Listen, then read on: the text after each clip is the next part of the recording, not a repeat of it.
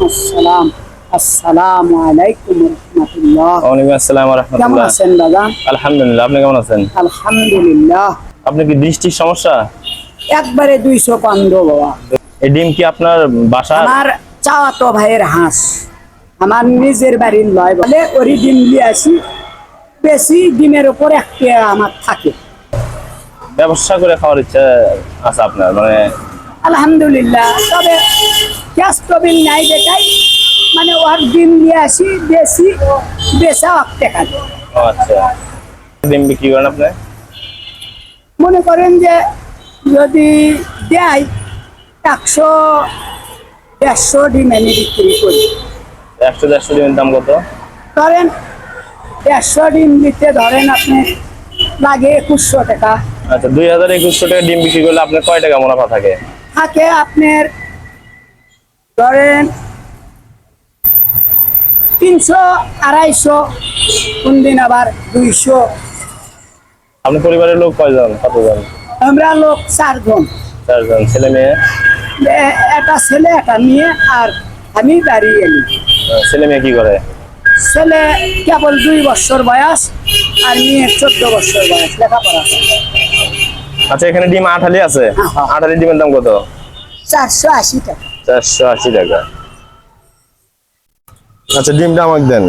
বিসমিল্লাহির রহমানির রহিম। এই যে আপনার টাকা, এখানে এটা 500 টাকা আছে। আচ্ছা, 20 টাকা তো আমার কাছে নাই আব্বা। 20 টাকা আপনার কাছে নাই? না, আছে বাবা। শোনেন, না, এই ডিমটা ধরেন আমি কিনছি না, হ্যাঁ হ্যাঁ, 480 টাকা। হ্যাঁ দাদা। এই ডিমটা আপনি আবার বাসায় নিয়ে যা আপনি পরিবার নিয়ে খাবেন, আলহামদুলিল্লাহ। ঠিক আছে? আল্লাহ। এটা আপনি পরিবারের ফ্যামিলির বাচ্চা কাচ্চা সহ আপনি খাবেন। আলহামদুলিল্লাহ। এই নেন। বিসমিল্লাহির রহমানির রহিম। এবং এই যে আপনার দৃষ্টি প্রতিবন্ধী হওয়ার পরেও মানুষের কাছে হাত না পেতে এই যে ডিম বিক্রি করেন, ক্ষুদ্র একটা ব্যবসা করেন, এটা খুব ভালো লাগলো। আলহামদুলিল্লাহ। এমনটাই হওয়া উচিত। তারপরে মানুষ আপন ইচ্ছে স্ব ইচ্ছে আপনাকে যতটুকু হেল্প করে, হ্যাঁ। এটা শুকরিয়া।